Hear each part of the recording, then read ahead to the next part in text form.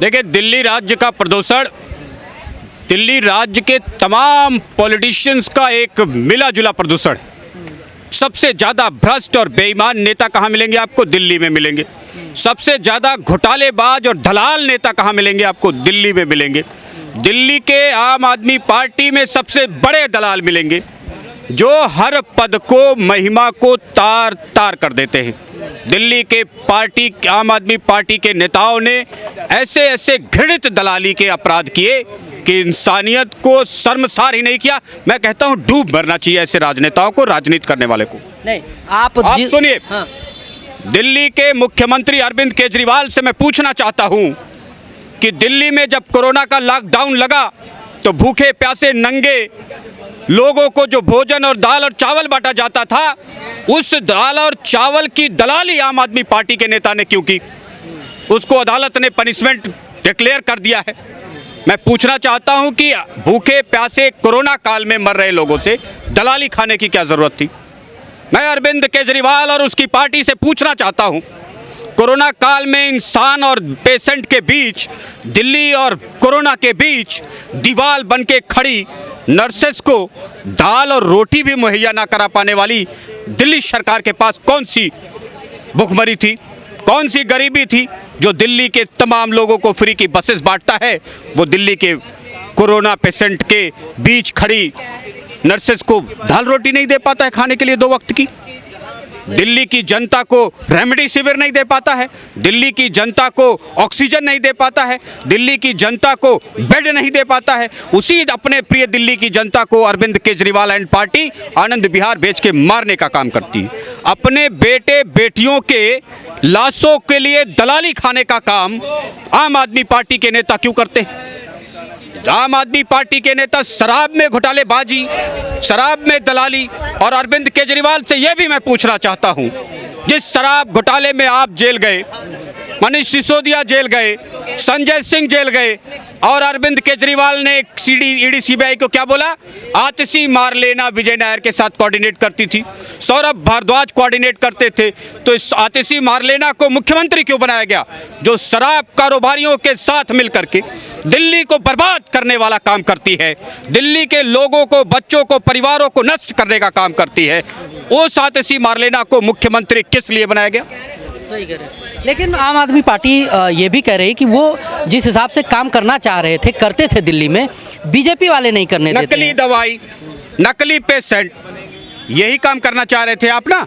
25 लाख में कमरा, शौचालय को भी कमरे में गिन रहे थे। कोई काम एक बताए अरविंद केजरीवाल और उनकी पार्टी के लोग जिसमें उन्होंने दलाली नहीं खाई? एक काम बता दें। दलाल और दल्लियों की पार्टी से ये दिल्ली नहीं चलेगी। दिल्ली ईमानदारी से चलनी थी।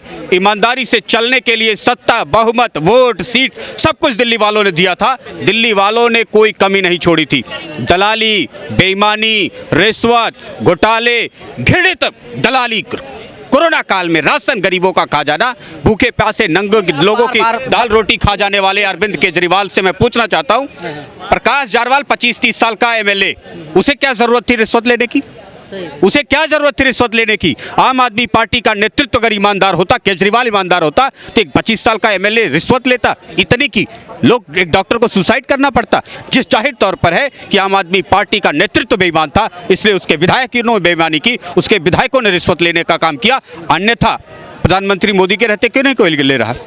उनकी पार्टी में तो नहीं ये आरोप लग रहे हैं। तो निश्चित तौर पे ये घोटालेबाजों की, दलालों की, दल्लियों की पार्टी, राजनीति अब दिल्ली में नहीं चलेगी। नहीं।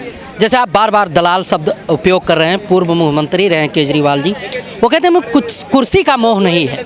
कुर्सी का मोह होता तो इस्तीफा नहीं देते। कौन सा इस्तीफा?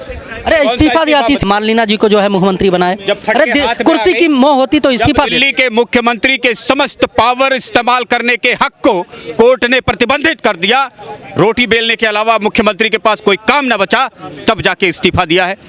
इतने मर्द थे तो जेल जाने से पहले दे देते, और अब वही जिगरा दिखाते आके कोर्ट उनको फांसी पे थोड़ा चढ़ा देता जेल जाने से पहले। या इस्तीफा ना दे करके कौन सा 30 बार का काम किया, मुझे बताइए आप। नहीं, वो कह रहे थे, यही तो चाह रहे थे केजरीवाल जी इस्तीफा दें, लेकिन उन्होंने कहा कि नहीं, हम ईमानदार हैं, ईमानदारी तो हमें दिल्ली के लोगों के सामने कौन सी ईमानदारी?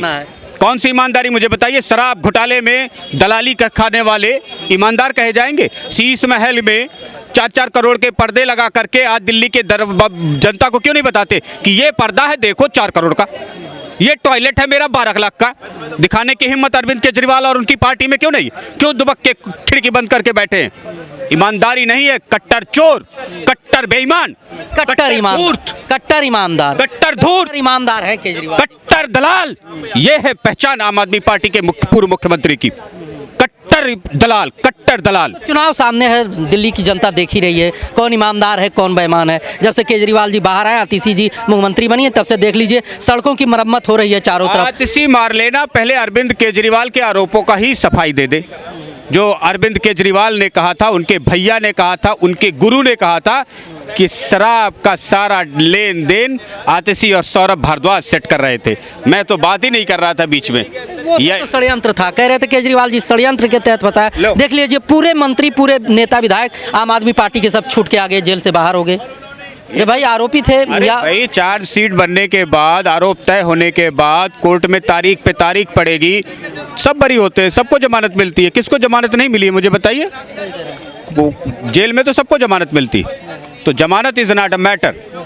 मैटर ये है कि आपको सुप्रीम कोर्ट से कितनी बार जमानत नहीं मिली, आपको सुप्रीम कोर्ट से, हाई कोर्ट से कितनी बार डांट मिली, मुख्यमंत्री को डांट मिले, डिप्टी सीएम को डांट मिले, रोते रोते बाल झड़ जाए, यादाश्त खत्म हो जाए, जमानत ना मिले। ये स्थिति क्यों उत्पन्न की आपने? कौन है माइका लाल जो आपके ईमानदार रहते आपको आपके गिरेबान पे हाथ डाल देता? कौन माइका लाल है दिल्ली में मुझे बताइए? आपसे तो सब डरते थे, आप तो बड़े ईमानदार थे। आज ईमानदारी के फ़ोन कॉल क्यों नहीं मंगाते अरविंद केजरीवाल की मुझे फ़ोन करिए, वीडियो बना के भेजिए ईमानदारी का? जब खुद ही बेईमानी हो तो ईमानदारी का। दीपावली एकदम करीब है, प्रदूषण का स्तर जो है बढ़ता जा रहा है। दीपावली के जस्ट बाद जो है छठ पूजा होना है, लेकिन अगर कालिंदी कुंज में जाकर देखा जाए तो यमुना जी का स्थिति जो है बहुत खतरनाक है। जिस तरीके से झाग उठ रहे हैं, जिस तरीके से जो है प्रदूषण का जो स्तर है वो बढ़ता जा रहा है, इसमें क्या होना चाहिए? क्या देखिए, बेईमान नेताओं को कितने हजार करोड़ रुपए दे देंगे आप, वो दिल्ली की यमुना, दिल्ली को साफ नहीं कर सकते। ईमानदारी से काम करें तो कोरोना काल में आपने देखा होगा 3 दिन के लॉकडाउन में यमुना मथुरा तक साफ हो गई। तो ऐसा कौन सा कारण है जो आप उसको साफ नहीं कर सकते? कोई कारण नहीं है। लेकिन बेईमान नेताओं को आप हजार नहीं लाख करोड़ रुपए दे दीजिए, डकार जाएंगे। दिल्ली का तो छोड़िए, दिल्ली के एक कोने का भी साफ सफाई, बेहतर निर्माण और इंफ्रास्ट्रक्चर डेवलप नहीं कर पाते हैं। 1 मीटर रोड आज तक नहीं बनी 10 साल में जो साफ सुथरी हो, क्लीन हो, पोल्यूशन ना होता हो जिसमें। इन्होंने बम को बैन करा है, पटाखों क्यों बैन करते दिल्ली में? प्रदूषण रुका उससे? प्रदूषण अभी भी बढ़ा हुआ है। कारण बम नहीं है, पटाखों, ठीक है। मेन कारण है इनको हिंदुओं के त्योहारों पर टारगेट करना कहीं ना कहीं से, ठीक है। और कहीं भी पटाखे क्यों नहीं बैन हुए? प्रदूषण हर जगह होता है पटाखों से। अभी जेल से बाहर आए थे, लाइन से पटाखे फटे थे, उस टाइम प्रदूषण नहीं हो रहा था पटाखों से। दिवाली में बच्चे 2-4 पटाखे छोड़ देंगे, उससे प्रदूषण हो जाएगा इनका, ठीक है। ये मुस्लिम के त्योहारों के लिए क्यों नहीं बोलते कि ये बकरे मत काटो, ये मत करो? हमें क्यों ज्ञान देते भाई? क्यों नहीं चलाना? नहीं, अगर देखा जाए इंडेक्स जो है एयर क्वालिटी इंडेक्स, वो आज से ही बढ़ा है। जब पटाखे फटेंगे पूरे दिल्ली में तो क्या लेवल होगा एक बार सोचिए। सर बढ़ तो अभी भी रहे ना, कम हो गया। चलो मैं पटाखे नहीं जलाता, आप कम कर दो। एक लेवल एयर क्वालिटी इंडेक्स जो है आप कम कर दो ना। मैं पटाखे नहीं जलाता, मगर कम होने वाला है। साल भर का त्यौहार है, बच्चे आस लगा के बैठते हैं कि भाई हम जलाएंगे दिवाली के दिन। बचपन छीन लें उनका उनसे, बताओ। आपने अपने बचपन में पटाखे चलाए होंगे, आज के बच्चों का हक नहीं चलाएं वो पटाखे। एक लेवल क्या है, नहीं है, पहले भी होता था, क्यों नहीं चल रहा भाई पटाखे? हाँ, रही बात यमुना की, हर साल बवाल होता है सर छठ पूजा के टाइम पे। यमुना और भी जगह है, यूपी में की है, उत्तराखंड में है, इतनी गंदी कहीं पे नहीं है। यमुनोत्री से जब निकलती है गंगा से ज़्यादा साफ़ होती है यमुना जब निकलती है। तो आपने देखा होगा वहाँ पे ग्लेशियर है, ठंड। आप अपना चेहरा देख लो कितना साफ़ पानी होता है। दिल्ली में आते आते गंदगी हो जाती है।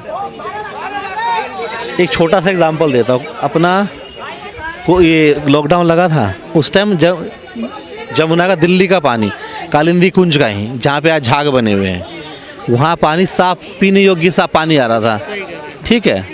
तो कमी तो कहीं ना कहीं सरकार की व्यवस्था की है ना, कि वो साफ़ नहीं कर पा रही है।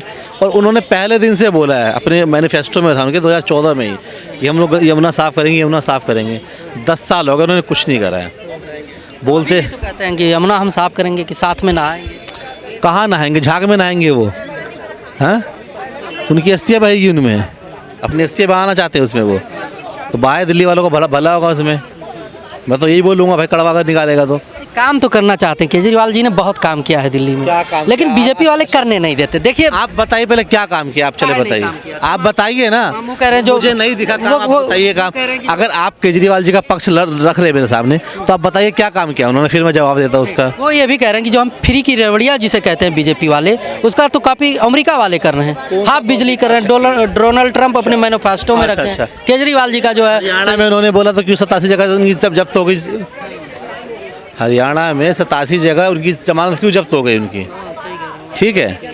वहाँ भी इन्होंने बोला था फ्री में देंगे, गुजरात में इन्होंने बोला था फ्री में देंगे, हर जगह बीजेपी को फ़ायदा उल्टा कर रहे हैं लोग जाके, फ्री बांट के। देखिए दिल्ली में कुछ लोगों को मिलता है, वो नहीं वोट देते, इनका पूरा अलग तरह का समीकरण है। जो रोहिंग्या की जिन्होंने जो नकली आधार कार्ड पहचान पत्र जो बनाए, उनको इनका पूरा वोट बैंक है, ठीक है। एक खास वर्ग है जो इनके लिए खास है बहुत ज़्यादा, 5 टाइम का जो जिनके पास जाते हैं इबादत करने, वो इनका वोट बैंक है पूरा। वो दो, आप ये सोच रहे हो कि 200 यूनिट वाले हैं या पानी फ्री, ये वाला कुछ नहीं है जी। इनका जो जाति और धर्म का समीकरण है ना, बहुत ज़्यादा इनके पक्ष में है, ठीक है। सेकुलर हिंदी भी इन्हीं को वोट देते हैं, मुस्लिम वोट बैंक पूरा इनका है, ठीक है। सिख वोट बैंक लगभग इनका है। सिख वोट बैंक कौन सा सिख वोट बैंक? वो सिख जो खालिस्तान को सपोर्ट करते हैं, सारे सिख रही जो खालिस्तान को सपोर्ट करते हैं, तो उन्होंने पूरा पैटर्न बांधा हुआ है।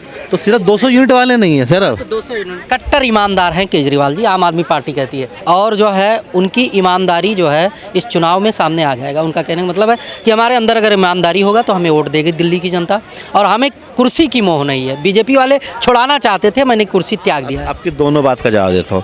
पहली रही कट्टर ईमानदार का, उन्होंने इससे पहले भी लोकसभा चुनाव में बोला था कि अगर आम आदमी पार्टी को आप वोट दोगे तो मैं बाहर आ जाऊँगा।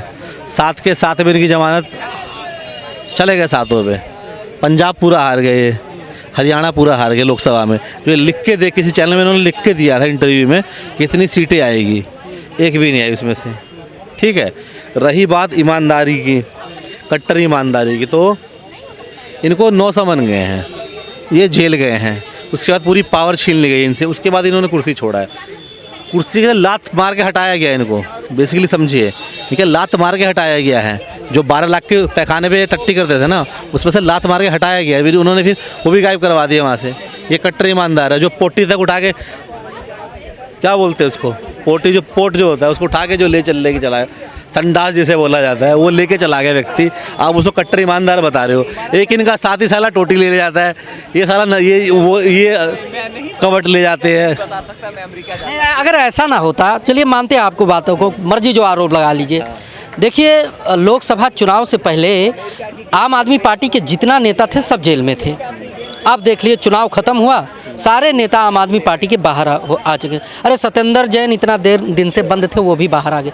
पूरे के पूरे आम आदमी पार्टी के नेता अगर बाहर आ चुके हैं, क्या कहेंगे इस पे भाई? सर चुनाव से पहले केजरीवाल बाहर आए थे, केजरीवाल चुनाव से पहले आए थे बाहर, और उसके अलावा ये संजय सिंह भी आ गए थे चुनाव से पहले बाहर। तो 2 बड़े नेता इनका आ गए थे, दूसरों को भी मेल मिली, वो भी आ गए। तो उसमें क्या, एक तो इनकी एक नेता की तो याददाश्त चली गई ना इनकी, तो रहे ना रहे तो बराबर बात है। सत्येंद्र जैन की याददाश्त चली गई है उसकी, तो वो रहे ना रहे तो क्या फ़ायदा है। रही बात है सबको बाकी को मिल ही गया था।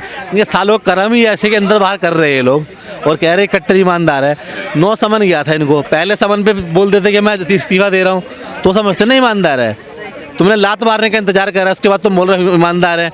जिसके तुम चार्टर भी तले हुए, लालू प्रसाद यादव, मुलायम सिंह यादव के परिवार हो गया, सोनिया गांधी का परिवार हो गया, ये KCR हो गया, इसको ये लोग क्या कह रहे थे, अंदर करवा दूंगा सबको। इतनी बड़ी फाइलें हैं हमारे पास, कहाँ है फाइलें? बत्ती बना के ले लिया पोर्ट में इन्होंने,